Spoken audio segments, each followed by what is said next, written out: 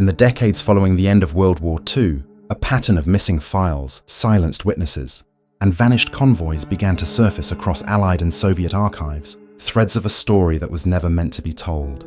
Beneath the official version of history lies a network of shadow operations, erased missions, and classified experiments, stretching from the ruins of Königsberg to the frozen wastes of the Arctic.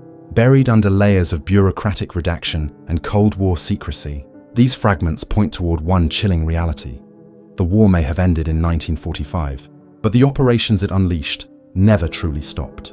Chapter 1. The Vanishing Convoy of Operation Winterline. On December 18, 1944, as the Italian campaign entered its most punishing winter, a British military convoy designated Winterline Echo departed from the port of Naples under low cloud and radio silence. The mission was routine on paper: deliver engineering equipment and encrypted communications gear to the 8th Army positions near Monte Cassino. But the paperwork bore irregularities. The requisition forms were unsigned, the cargo manifests incomplete, and the convoy's commanding officer, Major Alan Havers, was newly transferred from an intelligence detachment known only as Section 7G, a unit that does not appear in any official Allied order of battle. The convoy consisted of 3 trucks, 1 Bedford QL tanker, and a Willys Jeep acting as scout. According to surviving naval logs, the vehicles departed at 0400 hours, escorted by a small detachment of Polish infantry. At 0920 hours, the lead truck transmitted a single coded burst: Echo proceeding, visibility poor, halt at checkpoint Delta. Then silence. No further communication was ever received. By dusk, reconnaissance aircraft spotted no trace of the convoy along the Liri Valley Road network. The following morning, a search column under Captain Gerald Hume was dispatched. What they found was unsettling. Near the ruined village of San Pietro in Fine, tire impressions were visible in the frozen mud for several kilometers, then abruptly ended, as if the vehicles had simply lifted from the ground. No debris, no fuel leaks, no shell casings, nothing. The road itself was intact. Local farmers reported hearing distant engines before dawn, followed by a sharp, metallic echo like a train grinding beneath the earth. When Hume filed his after-action report to the 15th Army Group, the investigation was quietly reassigned to an unnamed department within Allied Intelligence Headquarters, Caserta. His original document was later recovered, heavily redacted except for one sentence: Cargo Zeta remains unaccounted for, presumed transferred.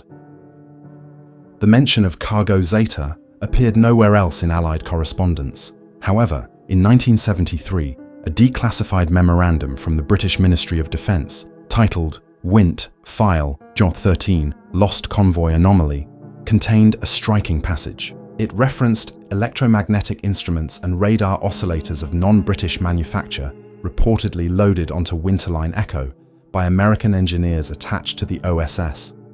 These components, the memo claimed, were recovered from Luftwaffe research facilities in Linz and subject to Section 7G evaluation.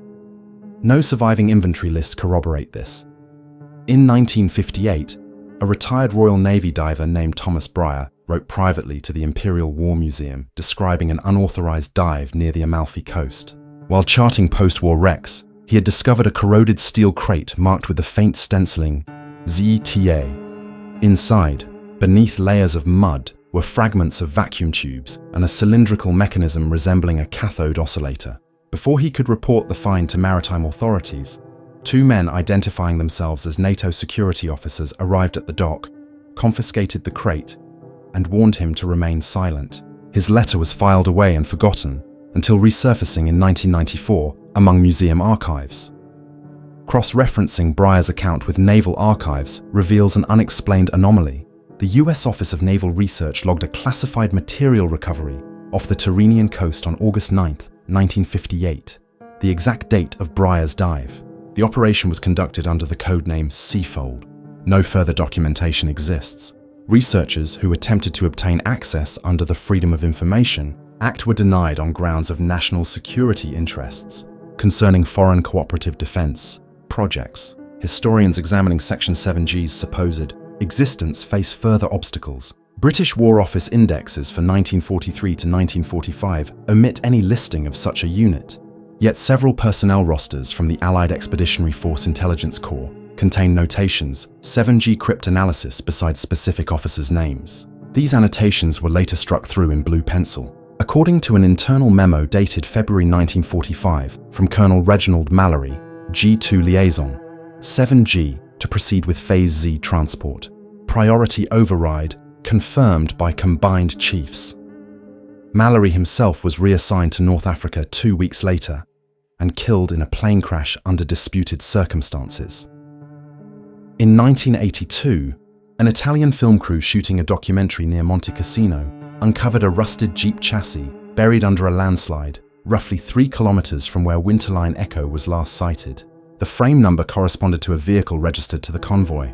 Within hours of the discovery, the area was cordoned off by Carabinieri under orders from Rome's Ministry of Defense. The film footage, taken before the seizure, shows a gloved hand brushing dirt from the Jeep's dashboard, revealing a set of switches labeled Frequency Modulator, Prototype Type E. None of the surviving Willys Jeep models included such equipment. Dr. Margaret Leighton, a historian with King's College London, later examined Allied correspondence concerning the Cassino front. She found a February 1945 report to Chef describing unaccountable atmospheric interference, disrupting radio signals across the 5th Army sector during the same week the convoy disappeared. The interference ceased abruptly after December 19th. Meteorological officers attributed it to weather anomalies, but the pattern repeated almost identically 6 months later during a secret radar trial in the North Sea, this time under British control. If Winterline Echo was transporting captured German radar components, as multiple fragments suggest, its disappearance may have represented more than a logistical failure. The subsequent rise of post-war radar countermeasure technology, particularly the magnetron variants tested under Project Clarion in 1946, shows remarkable resemblance to experimental schematics traced back to Peenemünde. Yet none of those documents specify how the British obtained the prototypes, only that they were delivered through informal intelligence channels. A retired US Army cryptographer, Harold S. Jensen, claimed in a 1979 interview that he once processed intercept traffic referencing Zeta Cargo Interference Naples sector in December 1944. The message, he said, was encoded using a cipher reserved for inter-allied operations involving technology acquisition. When asked which department sent it, he hesitated before replying. It didn't come from London or Washington. It came from somewhere else entirely, something called Control Point 9. That facility has never been identified. By the late 1990s, a consortium of independent researchers attempted to map Winterline Echo's presumed route using reconstructed wartime cartography and GPS overlays.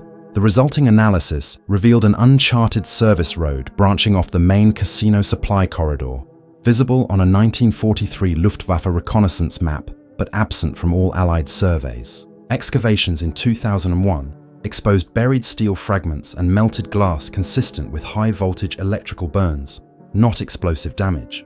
Forensic estimates dated the material to late 1944. The mystery deepened when the Italian Ministry of Cultural Heritage refused further excavation, citing contamination risks. Subsequent private efforts were met with military obstruction. When questioned, a retired NATO logistics officer, Brigadier Henry Collingwood, remarked off record, "Winterline Echo wasn't lost. It was collected by people who didn't exist then and still don't officially exist now." Today, the trail of Operation Winterline remains scattered across half-redacted archives and silent witnesses. The official record ends with the phrase, "vehicles presumed destroyed." Yet the technical leaps achieved by Allied and later NATO radar systems between 1945 and 1950 raise unsettling questions. How did those designs appear so rapidly? And why did every document leading to Cargo Zeta vanish under security classifications that endure to this day? The British National Archives lists one remaining sealed file labelled WINT SEC 47, Transmission Loss Naples Sector. Its release date was extended in 2014 for another 50 years. Until that day arrives, the story of Winterline Echo will remain an open wound in the annals of World War II intelligence, a reminder that some convoys do not disappear into the fog of war, but into the fog of secrecy. Chapter 2: Shadows of the Reich's Arctic Station. In the winter of 1943, as Germany's strategic situation deteriorated on the Eastern Front, The Kriegsmarine began constructing a network of meteorological and radio outposts across the Arctic Circle. Officially, these were to support U-boat navigation and Luftwaffe weather forecasting. One such site, designated Schatzgräber, treasure hunter, was established on Svalbard, the barren Norwegian archipelago between the Greenland and Barents Seas.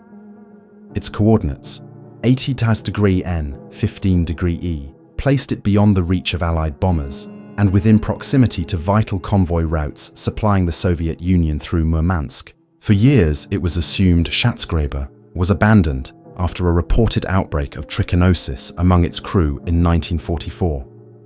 But newly uncovered Norwegian military reports suggest the base continued operating long after Germany's surrender, under circumstances no official record explains.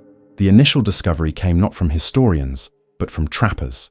In March 1952, two Norwegian hunters, Arne Nielsen and Erik Lund, stumbled upon metallic debris protruding from the ice near Krossfjorden. Following the fragments inland, they found a reinforced bunker door, partially collapsed under snowdrift, bearing faint traces of the eagle and swastika emblem. When the pair reported the find to the governor's office in Longyearbyen, a detachment of Norwegian army engineers was dispatched. Inside, the team discovered a maze of frost-lined corridors, ration crates labelled Marine Wetterdienst, and communications consoles that appeared decades ahead of 1940s technology, most notably, radio transceivers stamped with Cyrillic inventory markings dated 1949. A military investigation was launched under the supervision of Colonel Einar Holdorsen of the Norwegian Defence Command. His report, classified until 1981, described the site as a hybrid installation exhibiting both German wartime construction and post-war Soviet modifications. Several storage rooms were sealed with welding marks, consistent with torch-cut closures, suggesting hurried evacuation. In one chamber, investigators recovered a trunk filled with water-damaged papers, many bearing the stamp of the Ahnenerbe Institute, the SS's Occult and Scientific Research Division. Among the legible fragments was a reference to Geomagnetische Versuchsanlage, Projekt Nordlicht, translated as Geomagnetic Experimental Facility, Project Northern Light. The bunker's power supply had been jury-rigged from captured Soviet diesel generators, indicating post-war occupancy. When Norwegian authorities requested Soviet cooperation to trace the origin of the equipment, Moscow denied any involvement and issued a formal protest through diplomatic channels, claiming no Soviet personnel have ever operated in that sector. Yet declassified intercepts from the British Signals Unit at GCHQ Bud suggest otherwise.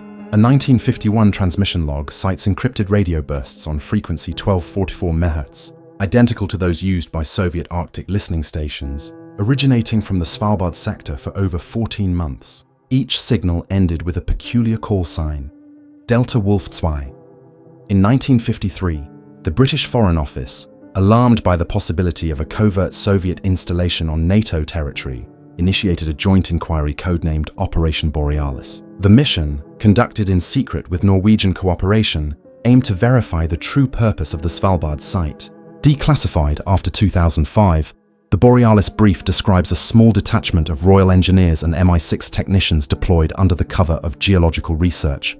Their findings were never publicly released, but an internal summary dated December 12, 1953, contained one sentence that has since become legendary among military archivists. Station structure remains operational, power intermittently active, source undetermined. According to the few surviving accounts, the operations field commander, Captain Robert Latham, reported intermittent radio interference matching the wartime Wetterfunkgerät codes used by German weather transmissions. However, the modulation pattern displayed a second, layered frequency consistent with Cold War-era burst communications. Latham's final message from the ice stated, "Hearing internal power hum, no generators engaged. Signals seem to originate below the lower deck." His team was extracted 2 days later, after severe weather-forced withdrawal. The mission's magnetic data logs were marked restricted, eyes only, and remain sealed under the UK's 75-year rule. The Soviets responded with their own denials. Yet in 1961, an article in Krasnaya Zvezda, the Red Army's official newspaper, cryptically referenced German fascist experiments in Arctic magnetism, errors which others later repeated. Western intelligence analysts interpreted the piece as a veiled admission. that Soviet scientists had recovered and possibly repurposed Nazi research on geomagnetic communications. Parallel research into long-distance, low-frequency signaling began in the USSR that same year under the direction of Professor Sergei Korolev's technical division. The similarity between those classified Soviet experiments and the theoretical principles found in Project Nordlicht files is striking. Throughout the 1970s, satellite imagery from the United States National Reconnaissance Office revealed geometric anomalies beneath the permafrost in the Crossfjorden region, structures aligned in perfect radial patterns. Although initially dismissed as natural ice fractures, subsequent thermal imaging showed consistent temperature differentials along straight lines up to 200 meters long. The US Air Force tagged the site as Facility 1209, noting that the formations matched the layout of underground antenna arrays. Norway was never officially informed. In 1984, journalist Rolf Anderson managed to obtain partial access to the sealed Borealis documents. He published a brief exposé in Aftenposten, alleging that NATO had deliberately concealed evidence of an active post-war collaboration between remnants of the SS Scientific Corps and Soviet research teams. Days later, Anderson's office was burglarized and his notes destroyed. No suspects were ever identified. Colleagues later testified that he had recently received an anonymous microfilm reel containing what he described as the Arnenerbe's Arctic Inventory Ledger. The reel was never recovered. When the Cold War ended, researchers from Tromsø University launched an independent expedition to Svalbard in 1992 to verify the station's location. Using ground-penetrating radar, they detected metallic echo signatures beneath the ice approximately 300 meters from the coordinates in Haldurson's 1952 report. Attempts to drill down were halted when the Norwegian military invoked environmental protection statutes. Two members of the research team later stated off-record that the site was not abandoned, describing faint electrical interference and an audible low-frequency resonance coming from beneath the ice. Classified NATO memorandum from 1998, titled Svalfile Borealis Continuity Report, confirms that periodic magnetic anomalies continue to be recorded in that area, consistent with artificial source modulation. It also lists the presence of non-native alloy fragments, identical to those used in early Cold War radio frequency shield materials. The report concludes that site origin remains inconclusive, yet evidence suggests long-term occupation by multiple state and non-state actors from 1943 onward, modern researchers. Now believe that what began as a wartime weather post evolved into something entirely different. A clandestine relay facility, first German, then Soviet, possibly later used by NATO itself. The facility's alleged purpose: testing long-range electromagnetic communication independent of standard radio networks, capable of transmitting through polar magnetic fields. If true, such a system would have offered strategic advantage during both the Second World War and the nuclear standoff that followed. Today, the Svalbard government officially recognizes no such installation. The 1952 bunker coordinates are classified as unstable terrain, off-limits to civilians. Yet local pilots still report intermittent interference over the same airspace, identical in frequency to the mysterious WWII transmissions first intercepted 70 years ago. Whether it is natural resonance, a remnant of Nazi engineering, or an ongoing covert experiment, the frozen silence of the Arctic hides its answer well, preserved beneath ice that refuses to give up its dead. Chapter 3: The Lost Files of Project Mistral.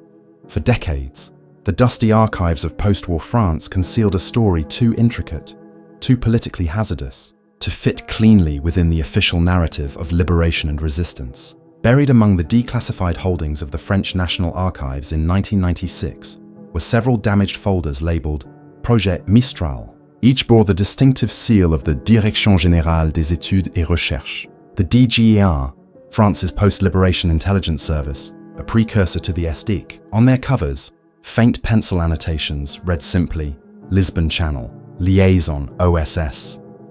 What followed in those files pieced together a picture of quiet collaboration between opposing wartime regimes, the Vichy government and the nascent American intelligence apparatus, bound by a shared desire to extract something both sides coveted: the minds behind Germany's most advanced weapons research.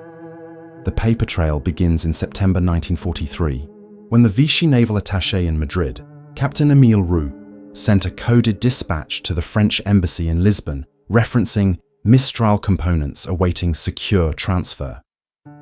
Cross-referencing OSS cables from the same period reveals parallel phrasing, cargo M to pass via Lisbon, ensure discreet custody. Historians long believed the Mistral reference pertained to meteorological instruments, but closer inspection of intercepted German communications indicates otherwise. The Abwehr, Germany's military intelligence, had noted French traitors smuggling scientific assets across Iberia. The codename Mistral appeared again in a 1944 telegram from Berlin to the German embassy in Madrid. Prevent defection of Mistral consignment. Priority black. What exactly these components were has never been conclusively established. The recovered DGAR memoranda describe them as infrared field devices and waveform sensors of German origin, destination undisclosed.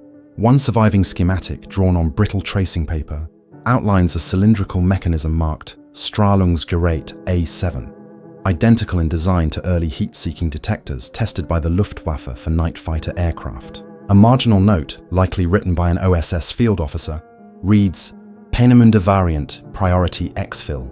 It appears that both the Americans and Vichy intermediaries sought to spirit these devices out of collapsing. German control zones through a network of black market brokers operating between Marseille, Casablanca, and Lisbon.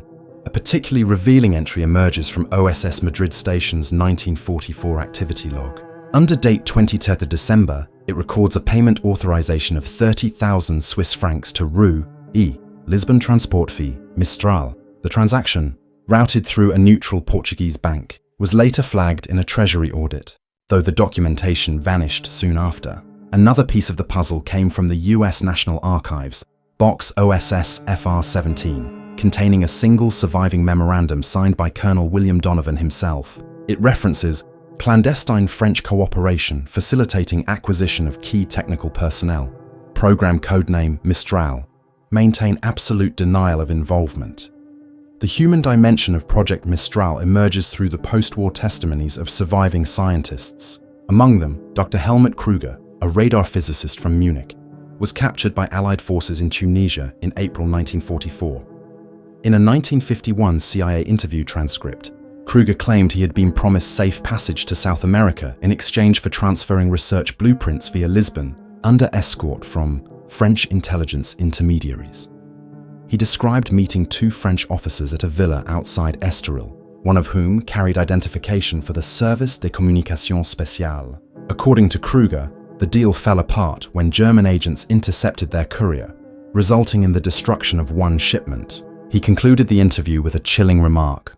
Some of my colleagues reached Casablanca. I heard the cargo did not. Cross-referencing Allied shipping logs reveals that a freighter registered as SS Montvert, departing Casablanca on 9th January 1945, bound for Gibraltar, was lost without trace. Officially, the ship sank due to a U-boat attack, though no German naval records confirm an engagement in that sector on that date. Intelligence correspondence between OSS London and Washington from February 1945 hints at a different explanation. Cargo M not recovered, advised termination of cooperation with French intermediaries. Within weeks, all known references to Project Mistral ceased.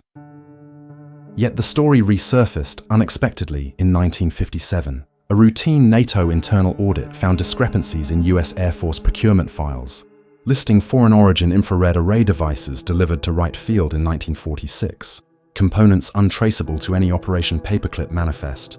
The shipment label, from Marseille, via US Naval Mission Lisbon. Analysts later confirmed that several of these devices bore serial markings, identical to Peenemünde production lots from 1944. How they arrived in American custody remains undocumented. French records paint an even murkier picture. Following liberation, many Vichy intelligence officers were quietly absorbed into the DGAR under amnesty. Among them was Captain Roux, whose personnel file indicates he was reassigned to Technical Liaison, Section Expérimentale, in late 1945. A single surviving document from that section references a sealed warehouse near Marseille containing German optical materials, property of Section M. The inventory, taken in 1947, lists 3 items labeled Mistral 1-3. All were removed in a classified transfer to the US in March 1948. No further references exist. In 1963, a retired French diplomat, Henri Duval, gave an interview to Le Monde in which he inadvertently reignited interest in the case. Discussing post-war Franco-American cooperation, he mentioned certain understandings that involved the handling of sensitive persons and instruments.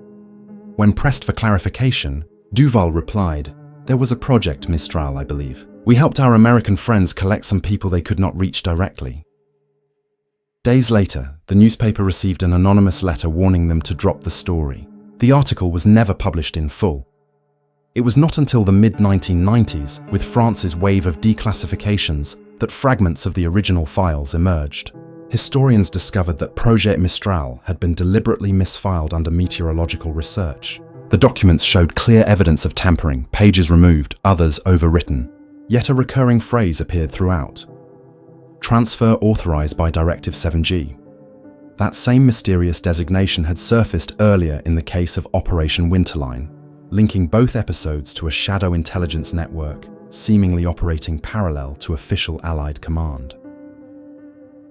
The final piece comes from an extraordinary find in 2004, when a Portuguese archivist cataloguing diplomatic correspondences uncovered a sealed British diplomatic pouch dated February 1945. Inside was a single carbon copy, letter from OSS Lisbon to Mission, London. The message read, "Mistral secured. Cargo divided, half transit via air route north, remainder embargoed by French. Advice Section 7G, proceed to evaluation phase." The pouch had never been logged by the British Foreign Office. Taken together, the evidence suggests that Project Mistral was not merely a smuggling effort for technology, but a coordinated intelligence operation to extract both equipment and personnel from collapsing German networks, an operation in which wartime loyalties blurred entirely. The boundary between collaborator and liberator vanished beneath the pragmatic calculus of espionage and science. Officially, no Western government has ever acknowledged Mistral's existence. Yet the remarkable acceleration of Allied infrared guidance research between 1946 and 1948, culminating in early missile tracking experiments, reflects knowledge that should have taken years to acquire independently. Today, the 3 Mistral devices listed in that Los Marseille inventory remain untraced. Their serial numbers end with the suffix Z7G. Whether coincidence or not, the presence of that same code hints at a continuing thread, a quiet hand moving beneath the surface of Allied operations from Italy to Lisbon and beyond. The French archivists who uncovered the files in 1996 described them simply: too complete to be legend, too incomplete to be proof. Chapter 4: Operation Ashfall and the Ghost City of Königsberg. In the final weeks of April 1945, Königsberg, once a thriving Prussian capital, was reduced to smouldering ruins. The city had endured relentless Allied bombing, Soviet shelling, and a siege that left few buildings intact. Amid the chaos, German engineers initiated what they called Operation Ashfall, or Ashfall, a scorched earth directive purportedly designed to deny advancing Red Army units access to sensitive military research. For decades, the operation was dismissed as a desperate act of destruction. Only recently, through fragments of declassified Soviet intelligence files, has it become clear that Ashfall was far more than a demolition order. It was an orchestrated disappearance. The first mention of Ashfall appears in a fragmentary Wehrmacht teleprint dated 8 April 1945, transmitted from the Königsberg Research Directorate to Berlin's Reichspost Sonderabteilung, the Postal Service Special Division. The message read, "Phase Z underway. Materials and personnel secured. Freight wagons prepared beneath Südbahnhof. Do not delay extraction." The Reichspost Sonderabteilung was officially a civilian bureau overseeing postal and telegraph systems. But post-war investigations revealed it had been repurposed to manage covert communications projects tied to the Nachrichtenmittelversuchskommando, Germany's experimental signal corps. When the Red Army's 11th Guards Army entered Königsberg on April 9th, they found the southern industrial quarter unnaturally intact amid surrounding devastation. Buildings had been deliberately collapsed inward rather than bombed, sealing the basements beneath tons of masonry. Soviet engineers attempting to clear the area discovered reinforced steel hatches leading downward, many fused shut. Only one was successfully breached. Inside lay 3 freight wagons buried under debris, each containing sealed crates marked with the Reichspost Eagle insignia and stenciled serials beginning with RSAF. The wagons had no locomotive, only empty tracks ending abruptly in a wall of brick. A Soviet report dated 20 May 1945, signed by Colonel Alexander Samarin of the 1st Baltic Front, described the contents. Boxes contain unknown crystalline elements and electrical components. Emission detected in shortwave band. Orders received to transport all material to Moscow under special security. What happened next was omitted from official Soviet war summaries. The captured materials vanished en route. The convoy's logbook ends outside Minsk with a handwritten note. Delivery postponed. Await new orders. None came. The file was sealed by the NKVD and retitled Osobo Delo 42K, Special Case 42K. In 1979, fragments of this case resurfaced during a KGB archival review of wartime acquisitions. The surviving pages reference signal resonance crystals and frequency, cause of unknown synthesis. The technical officer's assessment concluded the items exhibited residual electromagnetic activity without power input. The report also noted radiation levels above standard field tolerance. Curiously, subsequent laboratory correspondence shows no follow-up testing, only orders for immediate containment and relocation to Object 12, Kaluga region. The site designated Object 12 remains classified within Russian military infrastructure maps. Parallel. Western records suggest Allied intelligence was aware of Ashfall's existence. A decrypted ultra-intercept from late March 1945 includes the line, RPSD transport Königsberg, authorized under Operation Ashfall, priority Alpha clearance. British analysts initially assumed RPSD referred to postal shipments. Later cross-examination with captured German scientists at Farm Hall revealed that RPSD was shorthand for a wartime communications research cell operating under the Reichspost. One of the detainees, physicist Ernst Köhler, hinted that Königsberg had been a secondary facility for testing resonant data transmission without radio propagation. When pressed, he added, it was not meant for messages, it was meant for memory. During the Cold War, both NATO and the Soviet Union independently investigated remnants of Königsberg's wartime research infrastructure. In 1958, a classified US Army engineering report on post-war East Prussian industrial reconstruction described sealed underground chambers constructed with anomalous copper grid lining and fused quartz sheathing. Soviet teams who entered these spaces in 1946 had allegedly reported severe disorientation, nausea, and equipment malfunction. The site was subsequently reburied and cordoned off under Soviet military decree. A photograph recovered from Soviet archives in 1993 shows one of the RSAF crates opened under floodlight. The object inside appears as a glassy lattice the size of a typewriter, resting within a lead-lined frame. Notations scrawled on the reverse of the photo read, "Specimen emits pulse every 37 seconds." Next to the image, a torn document fragment bears an English annotation, presumably added post-war reading, possibly early data, storage or resonance computation element. No, technology matching that description existed in 1945.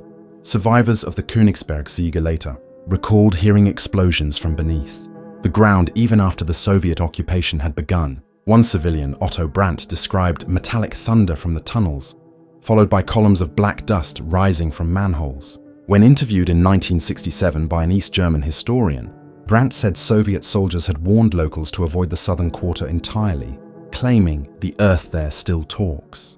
His testimony was dismissed as folklore until 1980, when seismic monitoring in Kaliningrad registered intermittent subterranean vibrations near the coordinates of the old Südbahnhof. The frequency of the tremors, 37-second intervals, matched the emissions described in the 1945 Soviet photo.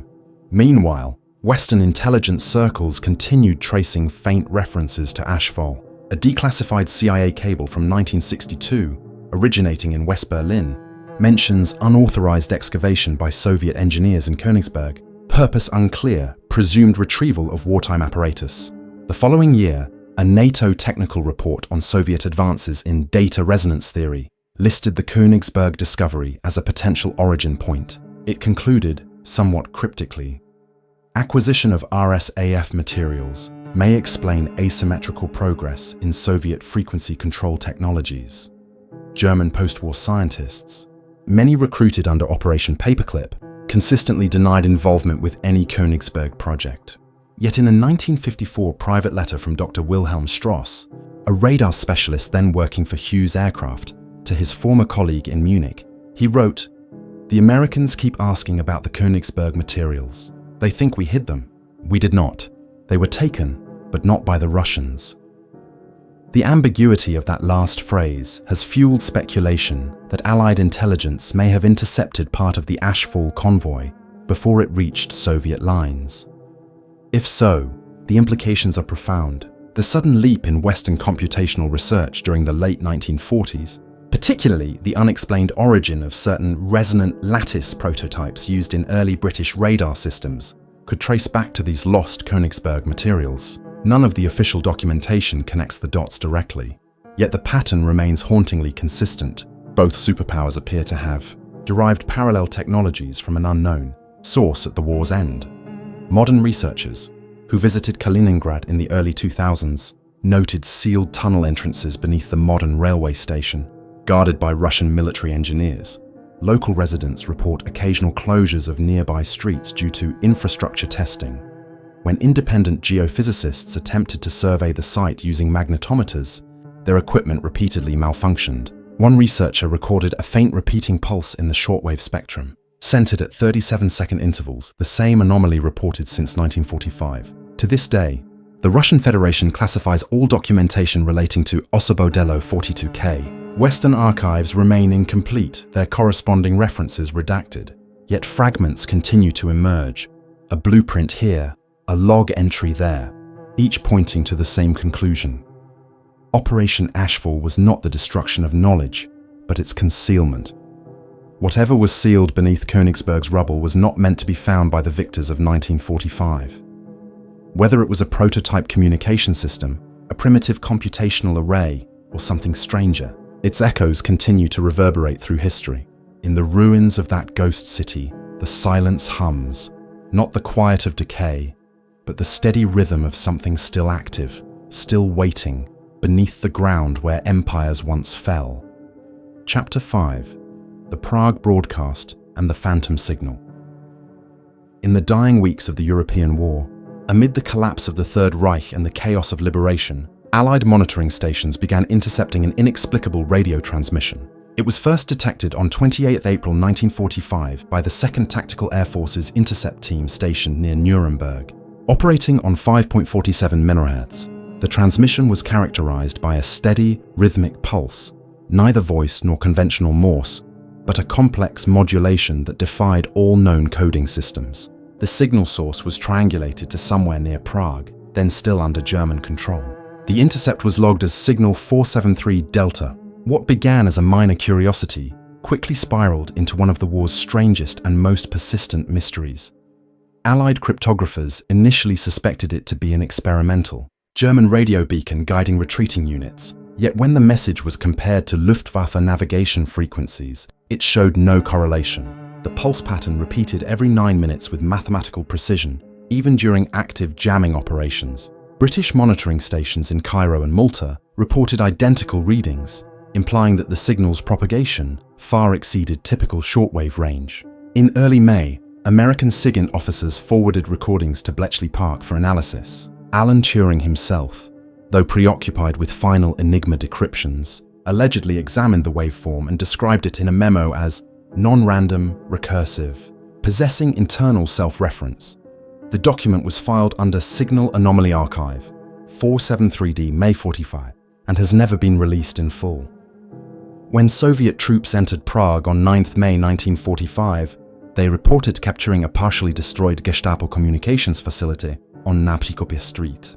Beneath the rubble, they found an intact generator room containing burned-out vacuum tubes and a tangle of wiring that led into a walled-off sub-basement.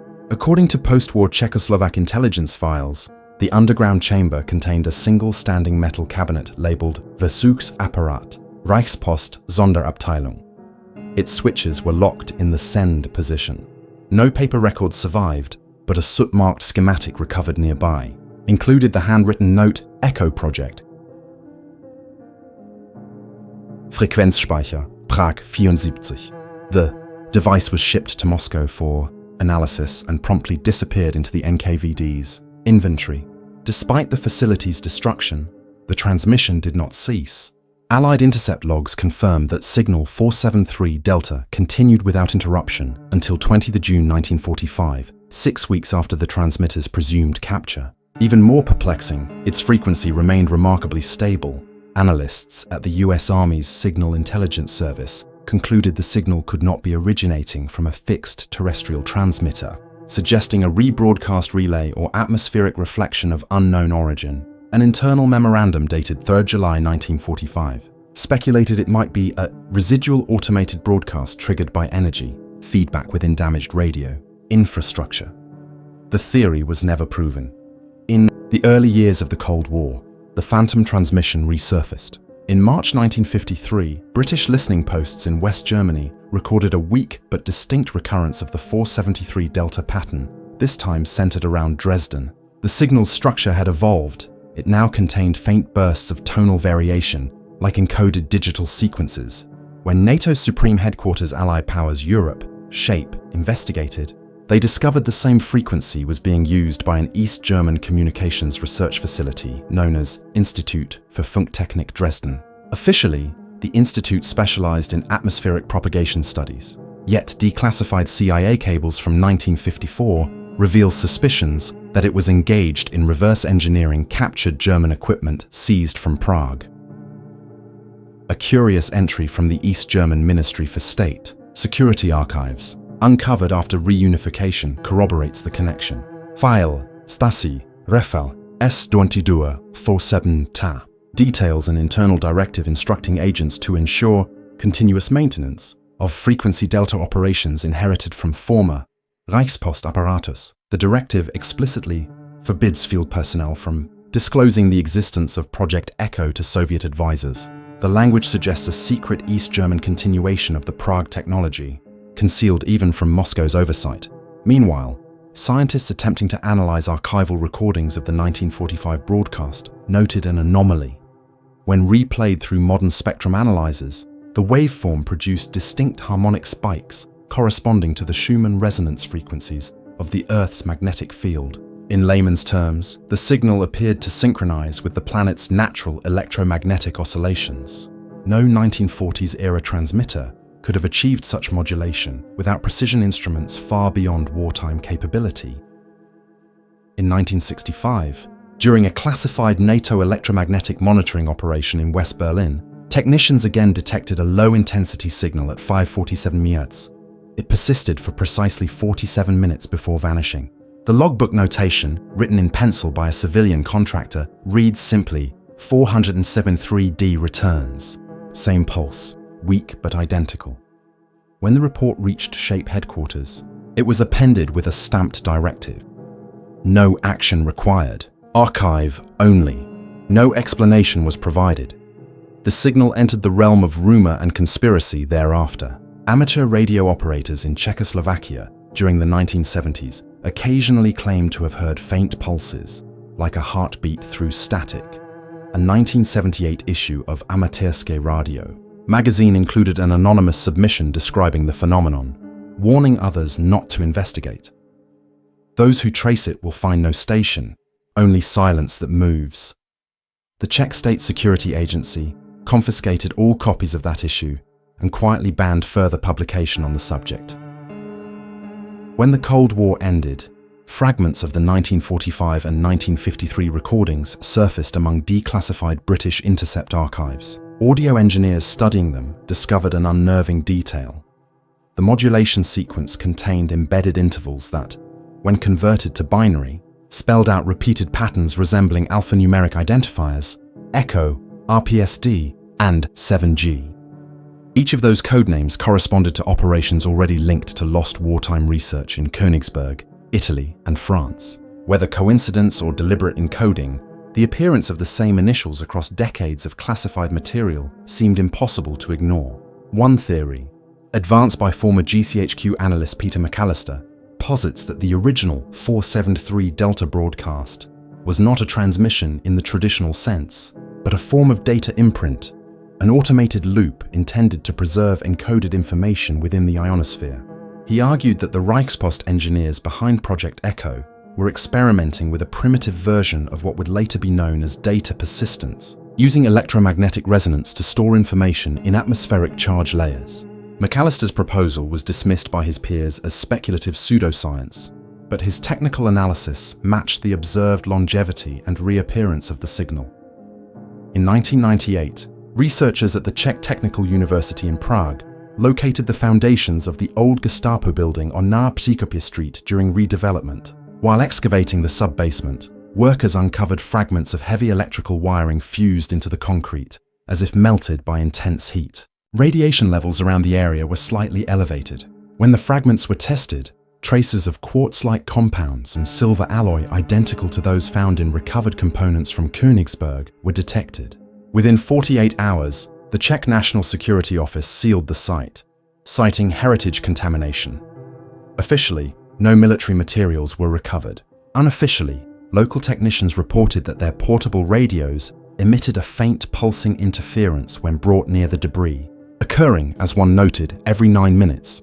Today, Signal 473 Delta is remembered only in specialized circles of wartime communication, historians and electromagnetic researchers. The last confirmed reception occurred in 2003, when a Canadian amateur radio enthusiast monitoring long-wave frequencies captured a brief, repeating pulse that matched the original 1945 recording within 0.2 Hz. The transmission lasted exactly 6 minutes. Shortly thereafter, a coordinated solar flare caused global shortwave disruptions, erasing all trace of it. No government has ever claimed responsibility for the signal. The Russian Ministry of Defense denies possession of any Echo project records. NATO Communications Archives list the file as historical anomaly, case closed. Yet even now, on quiet nights when atmospheric conditions align, some operators insist they can still hear the faint rhythm of 473 Delta beneath the static, steady, unbroken and hauntingly familiar. Whether it is a ghost transmission, an unintentional echo of forgotten technology, or a signal deliberately kept alive across generations, no one can say. In the silence between wars, the phantom signal endures, an unanswered transmission from a dying Reich, still calling through 70 years of static, carrying with it the memory of an experiment that should never have worked but somehow never stopped. Somewhere between the scattered ruins of Königsberg and the silent airwaves above Prague, the war's most elusive echoes refuse to fade. Every declassified scrap, every lost convoy, every vanished signal points toward a single pattern hidden beneath 7 decades of redacted ink. Whatever the Reichspost's engineers awakened in their final experiments, whether a weapon, a communication network, or something stranger, its pulse still lingers, whispering through static and stone. History records the end of World War II in 1945. But for those who listen closely enough, the war never truly ended. It only went underground,